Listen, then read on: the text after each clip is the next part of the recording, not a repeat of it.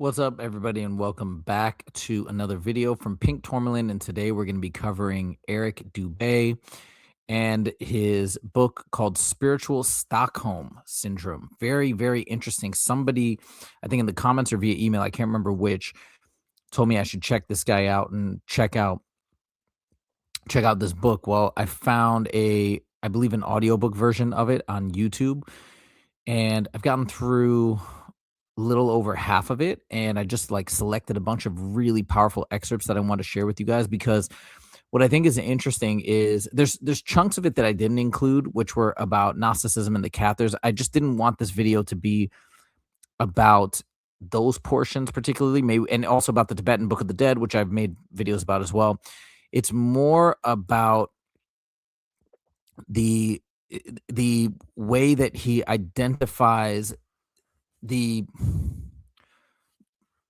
different peculiarities of this world, if you will, and basically points out how so many things just seem to be perverse creations or a perverse setup, as opposed to something that would be designed for our benefit or designed in a loving way, things like that. And I just thought the observations were really astute, and the way that he puts them. So that's why I wanted to make a video breaking down a lot of the things that he talks about and a lot of the points that he makes. So without further ado, let's get right into the mix. Very, very, very cool stuff here. By the way, I was hoping I would start recording this on my actual birthday. Technically in LA time, it's still my birthday, but right now it is 14 minutes past my birthday, where I'm at right now, in the time zone that I'm at right now. But the reason why I wanted to say that was, obviously, you might think I'm taking my birthday off. I spent my birthday actually researching this video, right? You would think I'd want to take my birthday off. Well, no, this channel means so much to me, and I wanted to have some sort of creative content that I could release on my birthday. So I guess I'm actually creating it right after my birthday has expired, but at least it began on my birthday. So without further ado, we're going to get into, let's just call it my birthday video. So who is Eric Dubay? Eric Dubay is an author, researcher, and online commentator known for exploring controversial subjects ranging from conspiracy research and flat earth arguments to spirituality, Gnosticism, reincarnation, and the nature of reality. In Spiritual Stockholm Syndrome, Dubay examines the ancient Gnostic idea that the material world may not be the creation of a perfect benevolent God, but rather a flawed realm tied to suffering, amnesia, reincarnation, and spiritual captivity. The book challenges common life as a school, spiritual narratives, and asks whether humanity has been conditioned to love, defend, and justify the very system that may be imprisoning it. One other thing, I did see this section here where it does say he's talked about some flat earth stuff. And look, I've mentioned this in other videos and live streams before, but I'll say it again. I think I don't think we want to discount people's ideas or what they're presenting necessarily if they have a couple of viewpoints that feel bizarre to us, or that feel as though those simple beliefs are logical. It's like, oh, he believes this, I'm just going to discount everything that he says. Look, I think should give each other liberty to be wrong in certain cases, but still bring through nuggets of truth and wisdom. And so that's the way that I'm looking at the material presented herein. And also, if you just look at the material that I'm about to present, these different excerpts from his audiobook, you'll see, I think, that a lot of what he's saying rings true and it's quite valuable. So without further ado, here we go.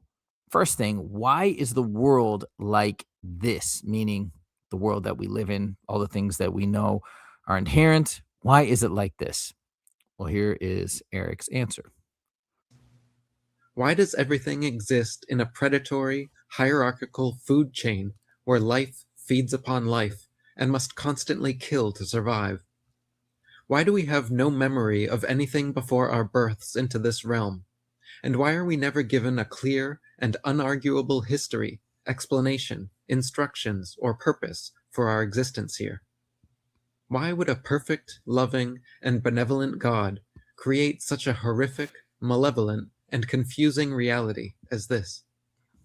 Most people are quick to answer that the reason for this is because we must have pain to appreciate pleasure. We must have hate to differentiate from love, and we must have yin to understand yang. The world is full of dichotomies and polar opposites, so that we are able to experience the full depth and breadth of possibilities.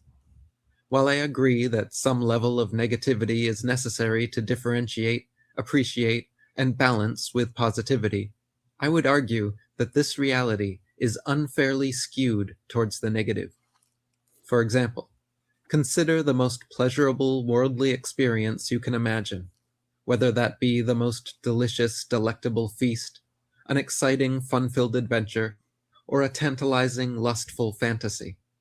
Consider being granted 1 full hour of this most pleasurable experience imaginable, but with one very important caveat. After an hour of the world's most pleasurable experience, you must then endure 1 full hour of the world's most painful tortures. That means bone breaking, boiling or burning alive, branding, castrating, cutting, flaying, and flagellation. That means medieval instruments like iron maidens, racks, whips, flails, brazen bulls, and choke pears. Would you volunteer to endure 1 hour of such horrific torture if it meant 1 hour of the world's best pleasures? I have yet to meet anyone who could say with a straight face that they would honestly volunteer for such an offer. If they were awarded an hour of the most enjoyable worldly happiness, but afterwards had to endure even 5 minutes of excruciating suffering, like being skinned alive or violently disemboweled, I know of no one who would take such a rotten deal. This is because the gap between the levels of pain and pleasure possible here on Earth is more like a chasm. The most enjoyable pleasures imaginable pale, wither, and disappear into irrelevance when pitted against the disgusting and horrific pains possible here. Consider the pleasure a predator derives from eating its meal versus the pain of the prey being eaten.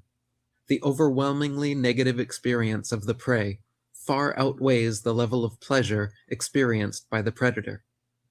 The lucky lion experiences 10 minutes of mild gustatory satisfaction, while the unlucky deer experiences the extreme torture of being eaten alive, having its skin and muscles torn open, bones broken and mangled, limbs ripped apart, and life ended prematurely, all for a sick game of survival of the fittest, instituted by a supposedly loving and benevolent creator. It's like a lot of really good points. Number one, the first thing that he mentions is really astute, that if you look at the most terrible pains, they definitely, I think, outweigh the greatest pleasures. It's not a balance, and I thought he made such a great argument there. Oh, would anybody take an hour of the greatest pleasure to experience the hour of the most horrendous torture? No way, no way, because you know the depths to which those torturous activities that they can cause pain, and that pain is just nobody would do it. You wouldn't want that. So if that is the case, if the depth of the pain far outweighs the heights of the pleasure, it seems like there's something out of whack. And then again, going back to the what's it called, basically the food chain, something that I've mentioned multiple times. I mentioned before I even heard of the other people bringing it up, right? It was just something that kind of also had occurred to me as a bit of a perverse idea, or maybe it was actually Gnosticism that started really bringing it out and having me talk about it. I don't remember exactly, but anyways, again, if you forget about, I mean, we talk about the food chain as being perverse, but then when he puts it in that through that lens of, if you balance in an exchange of food, right, the pleasure received, I guess pleasure is a weird way to say, but the gratification, I guess, you receive from eating and living on to another day, compared to the agony and the torture suffered by the animal that's being killed or slaughtered or whatever, it's out of whack. And it's so disproportionately out of whack, yet it's such a inherent part of the cycle that it seems as though, certainly, that this was designed in a way to definitely have the negative far outweigh the positive. So I thought that was a really interesting point. Next, he goes back to this idea of, right, a lot of the New Age folk, this is a school, we're here to learn, we're here to grow. But he says, this is actually a school or a prison. I thought this analysis is really excellent as well. Basically saying, hey, no, this is not a school, this is a prison structurally, and here's why. To discern whether Earth more resembles a school or a prison, first consider the key differences between the two institutions. Schools are places of higher education and development, whereas prisons are lowly places of survival and atonement. In schools, students either pass their tests and graduate, or else fail and continue trying. whereas in prisons, inmates simply must do their time regardless. The most important difference, however, is that schools have the option of not attending or dropping out, whereas prisons do not. If we cannot simply drop out of this school of life and go home, then that proves this is not a school, but a prison. If the only exit is locked behind hundreds or thousands of reincarnations, slowly refining our karma until we manage one perfect lifetime in this wildly imperfect world, how fair of a curriculum is that?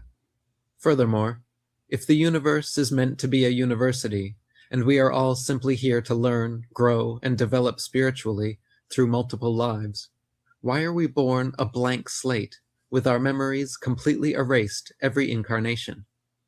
What kind of education are we supposed to receive if our memories aren't retained through each lifetime? Forcing humans to reincarnate without their past life memories and expecting improvement is like sending a senior in college back to kindergarten with a lobotomy in hopes they will graduate next time. If Earth is truly a school with the purpose of teaching lessons and helping us grow, wiping each student's memory every time we enter a new grade is completely antithetical and mutually incompatible with this goal. Besides, there are far kinder and more effective ways of teaching than the numerous types of negative reinforcement and retributive punishment present on prison schools. And again, maybe it's not fair to apply our human perspective to this methodology of learning. Like that is a possibility, but it's a tough fit to make you think that the memory wipes and then all the suffering that people endure is actually a perfect system of learning and growth, right? I think one thing that when I interviewed Darius that he mentioned is we forget so we can remember, kind of as if that was the purpose, but we forget so we can remember. And then is that remembering the process of learning that is how we come back to our true selves? It just feels like a stretch, especially in light of all of the crazy deception. I mean, we're trying to learn it feels less like we're here as a means of growth, as some sort of a growth mechanism to learn. It feels much more like our memories are wiped and then we're constantly manipulated throughout this life so that we can't figure out what's going on. Like that seems as though is a much more viable explanation, just given the amount of manipulation. It's like, what? So you're going to wipe our memories and then keep trying to trick us endlessly and endlessly. And this is all for our benefit. Or the more likely explanation is that you're tricking us because you're trying to trick us and you keep us confused. I mean, I don't know. You tell me what makes sense to you, but makes really good points here. Okay, now he talks specifically about the memory wipe. Kowski wrote, "It did not take long to realize that this is not a school, or you would remember your previous incarnations and lessons learned. One key facet that most near-death experiences reveal is that the return to Earth and a human body includes the above-mentioned memory wipe, where everything from that previous life is forgotten. This alone clearly indicates that this is not a place of learning and growth. If you touch stinging nettle without gloves, your hand gets stung and it hurts. You remember that. And from then on, if you want to pick some nettle, you wear gloves. That is learning. Remembering is a key step in the process. But if on each incarnation you have to go back to touching the nettle to find out it stings, that is not learning or growth, but insanity. That is our reality. If we really could remember how much suffering we had gone through lifetime after lifetime, we would have long ago shut down our reincarnations. The trap can only work with the memory wipe. Besides, if someone has had 1,000 lifetimes, surely that person must have learned everything by now. Given that most of those lives would have been fraught with intense suffering, does someone really need 997 lives out of 1,000 full of pain to learn? I don't know about you, but I learned better in school from teachers who were kind, took time with me, and encouraged me to be creative, not by someone who whacked me over the head with a stick constantly. Again, and what he's saying makes sense. I will play devil's advocate here. Maybe it's not possible to apply our human perspective to what's going on in the grander scale of things, but I think logically what he's saying, it's just hard to accept that, yeah, every time the purpose is to remember who we are, but like in all these different varied circumstances, it would be one thing as well if it was just, hey, kind of like Groundhog's Day. You just keep reincarnating in the same life over and over, and you keep trying and trying and trying again. Well, actually, in Groundhog's Day, he does remember. But anyway, so maybe it's not the best analogy. But instead, what's happening is memory wiped and a brand new life, brand new body, brand new family, brand new set of challenges. Wipe, boom, again. And so, again, if we just do our best to apply our logic here, what does that seem more like? Does it seem more like entities or forces that are rooting for us to eventually figure this thing out, or keep us confounded, keep us constricted, keep us confused?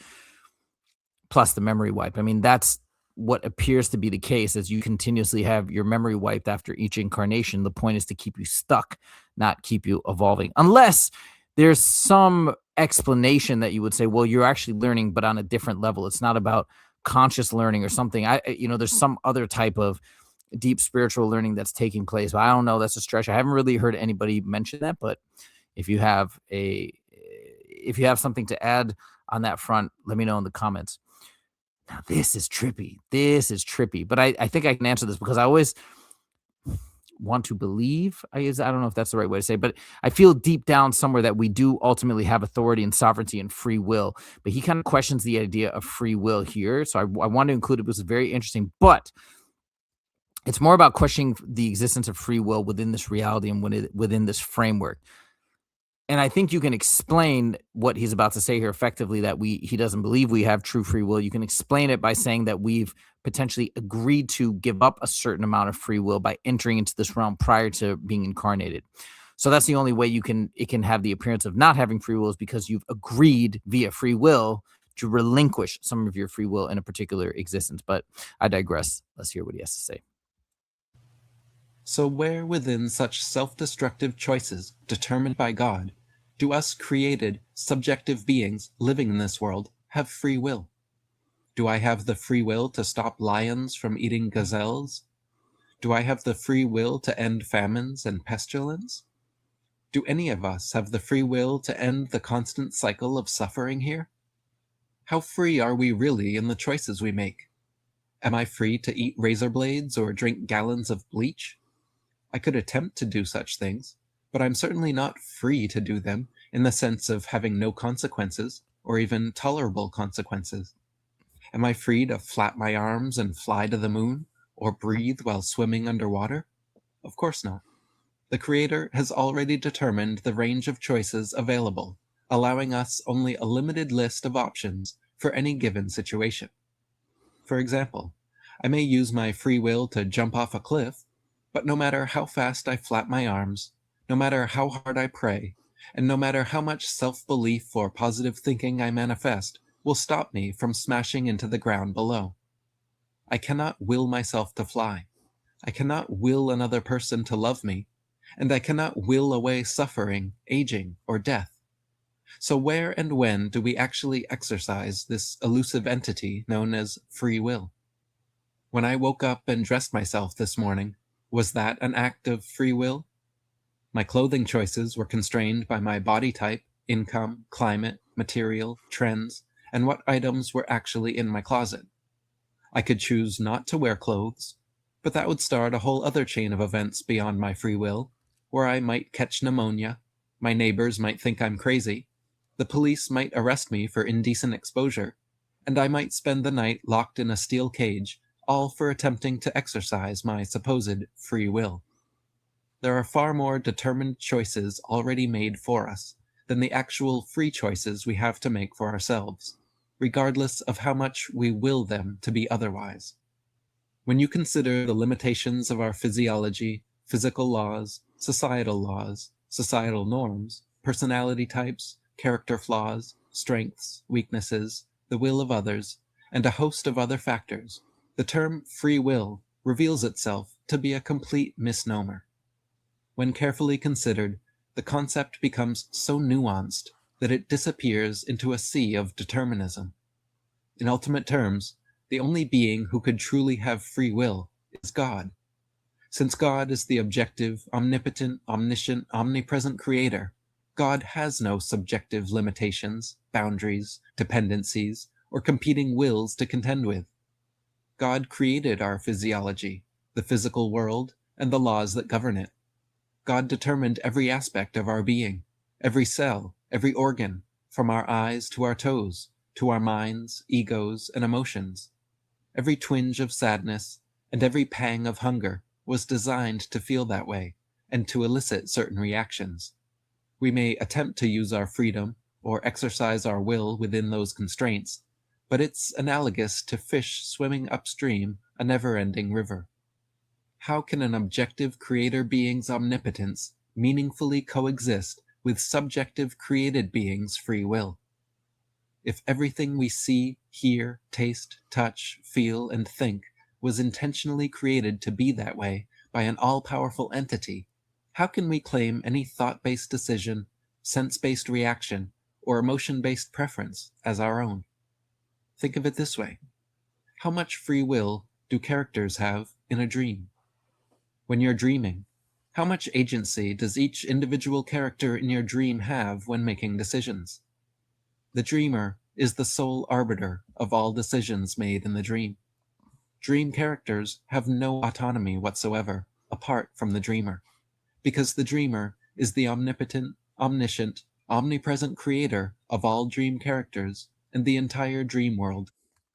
It's a really good point. It makes you think, and may bring you down a little bit if you're somebody like me that feels deep down somewhere or wants to believe that we do have free will and that we do have autonomy on some level. But here's how you can reconcile it all. So number one, I think he's talking about, hey, this omniscient, omnipotent creator being that has created everything and therefore is in control of everything. But if we actually zoom out, more, thinking more along the lines of Gnosticism, well, the creator of the material world is in fact not necessarily all powerful, the demiurge, Yaldabaoth, and we are only in this game, we're only in this simulation or in this material world by agreement. So in fact, if you consider us to be the ones that contain or possess the divine spark in a way that we are connected to the divine, the source, the spark, all these things, so then we would have free will because we're kind of part of the creation process. We're the ones that actually can create. Now, how do you reconcile that with feeling out of control, with all the things that he mentioned, feeling as though we are guided more by determinism other than by free will? And this kind of goes in line with what Intuitive Underground says. We're on a roller coaster. That's what life is, and that's the determinism. But free will is the amount that we're able to put our hands up or scream or yell or do what we want while on the roller coaster. But the determinism factor is, hey, we're kind of on this preset ride for the most part. But how do we reconcile all of that?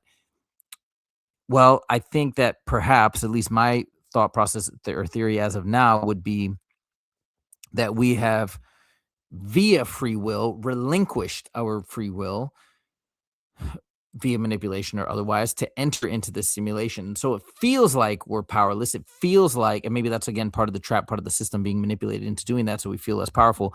But we have now relinquished all of that. So it seems as though while determinism has a major influence on our lives here, then we might think, oh, well, has a major influence on our existence beyond. But maybe that's not true. And maybe it is, but I don't think it is, at least as of now. I think that it feels like that, and that's part of the simulation. That's part of the mirage that's in front of our eyes right now, is because we've agreed to relinquish our free will or some of our free will, maybe a lot of it. I don't know how you'd quantify that. By participating in the simulation, then it seems as though free will might be a bit of a myth, but I don't think it is. That's how I reconcile it anyways, at least for the time being.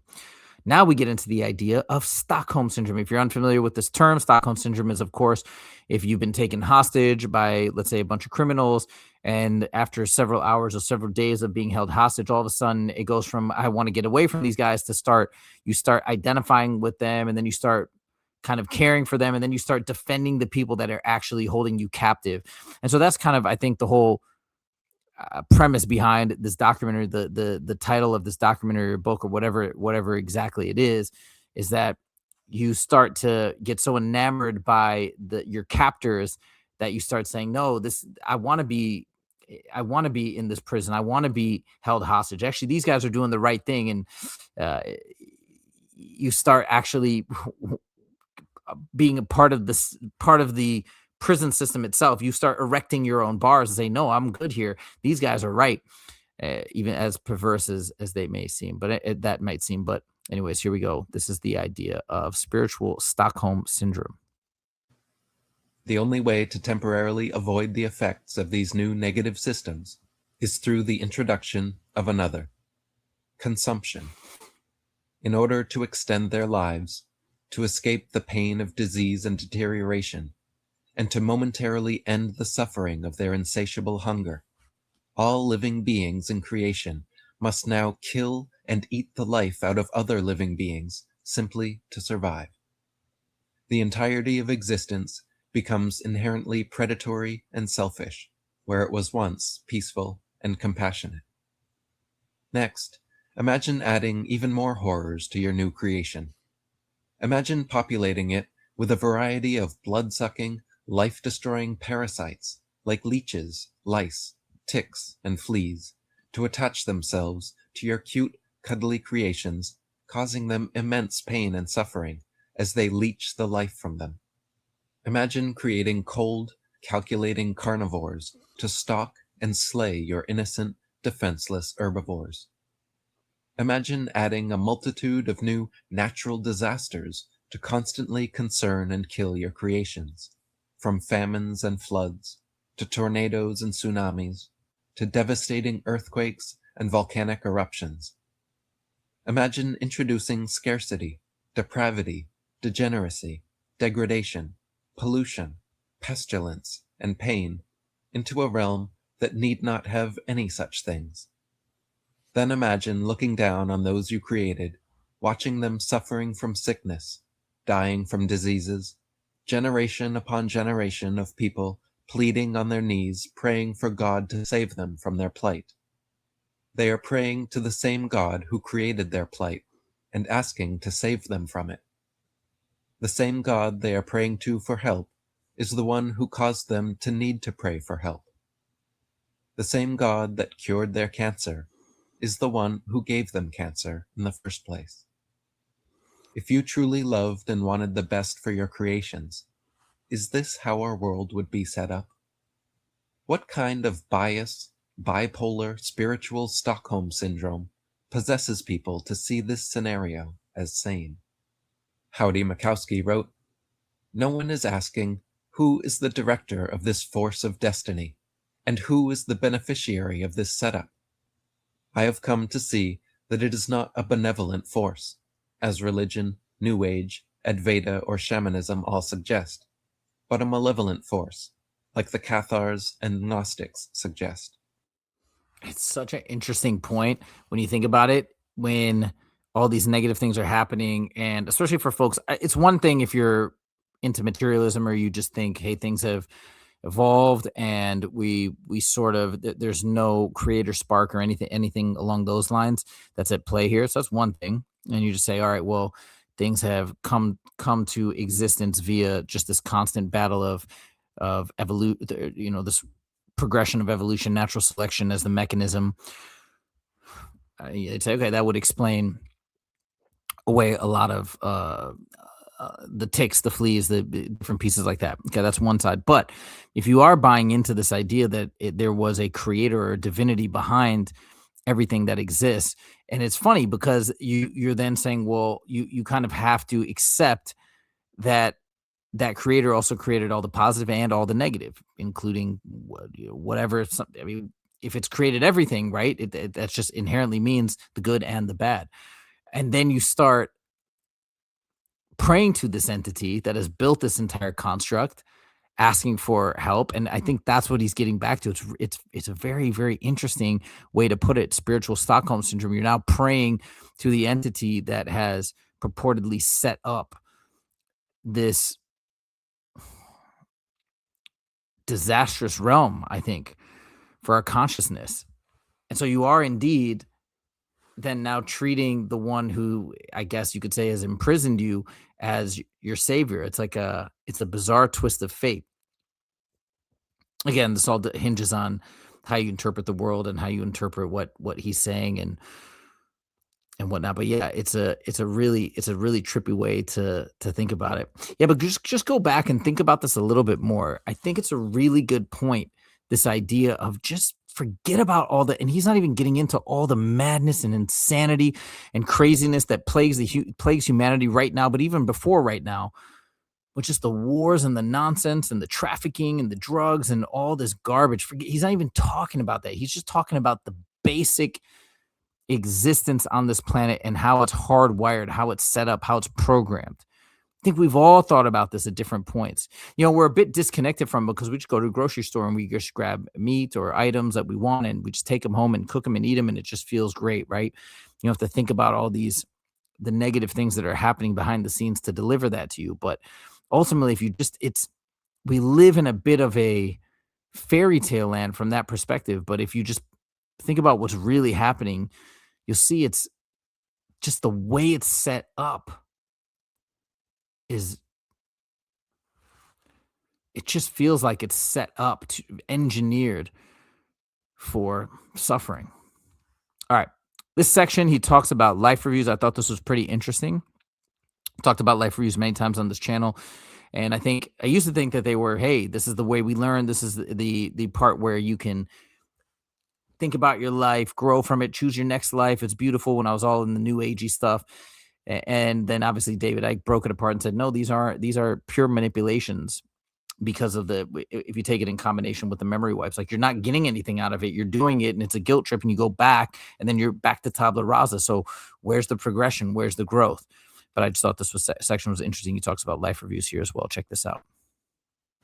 Their consciousness rises out of their dying bodies, and they observe the resuscitation attempt or their mourning family members while floating around in this disembodied state. Soon they begin to hear a ringing, buzzing, or musical vibrations, and find themselves traveling through a darkness or a tunnel toward a white light in the distance. The light lovingly beckons them with its beauty and brings them to a heavenly realm where they meet with deceased friends, family, and angelic beings of light. These light beings emanate love and compassion and telepathically present themselves as afterlife guides, tasked with helping recently deceased souls transition. They then initiate a full life review where people report their entire life flashing before them. In an instant, they are shown a panoramic playback of their whole lives on Earth. The beings of light observe the life review alongside the recently deceased, drawing their attention to certain key moments when they made selfish, insensitive, or immoral decisions and question them about their behavior. The near-death experiencer usually feels remorseful and regretful about their shortcomings in life, and the light beings console them by letting them know they can go back and that they still have a mission on Earth to complete. This beautiful heavenly realm, the loving light beings, and warm reception by deceased friends and family makes most want nothing more than to stay, and many often protest, insisting not to return. Ultimately, however, they are coaxed, coerced, and convinced to come back to Earth, and soon find themselves waking up, alive in their physical bodies. This exact sequence of events, or a version thereof, has been experienced by countless people throughout history. In recent times, many well-respected clinicians like Dr. Raymond Moody, Dr. Kenneth Ring, Dr. Elizabeth Kubler-Ross, Dr. Michael Sabom, and Dr. Melvin Morse have left their established professional careers in order to dedicate their lives to researching and reporting on this fascinating phenomenon. These and other doctors have recorded and detailed several thousand cases in dozens of books, compiling an incredibly compelling preponderance of evidence.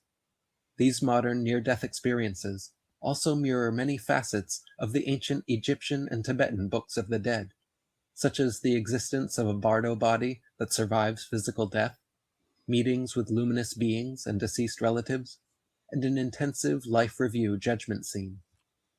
Researcher Dr. Jeffrey Long has compiled the website nderf.org with over 4,000 testimonies from modern-day near-death experiencers who share very similar stories.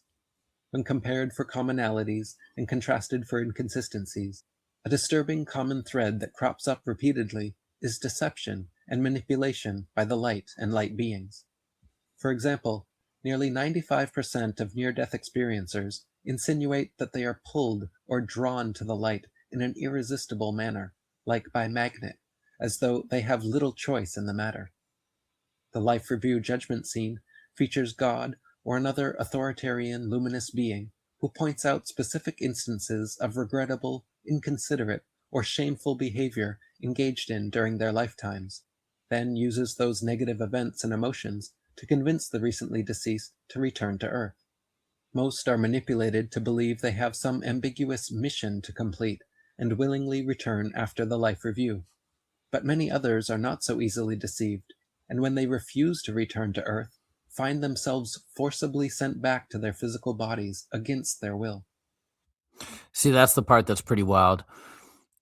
That some people say no, they really protest and then they kind of report being shoved back into their bodies. At some point, I'll go through some of those cases. I haven't actually read any of those specifically, but I know lots of other people have talked about them, so I'd really like to look through those. But again, going back to this idea of the life review, and I think that's cool too. If you guys are unfamiliar with NDEs, I'm sure you're not if you're watching this video, but if you are, definitely a lot of great books there that you can check out if you want to learn more about some of these documented cases. There's been so many, but another part of the NDE that of the life review, excuse me, that makes sense that it is a manipulation is look at the way the rules are set up.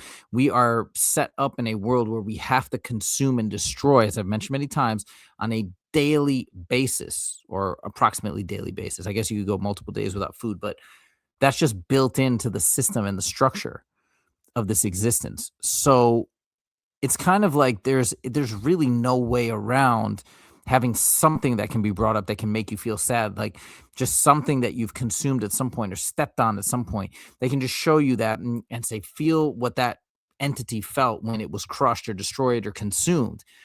There's infinite material to draw from which to make you feel guilty. So it certainly does feel more and more, the more I think about this, the more I research it, that it is set up just purely as a manipulation in this realm anyways, as opposed to a mechanism for growth. So, all right, guys, those are all of the sections that I've extracted that I want to go over. Great food for thought.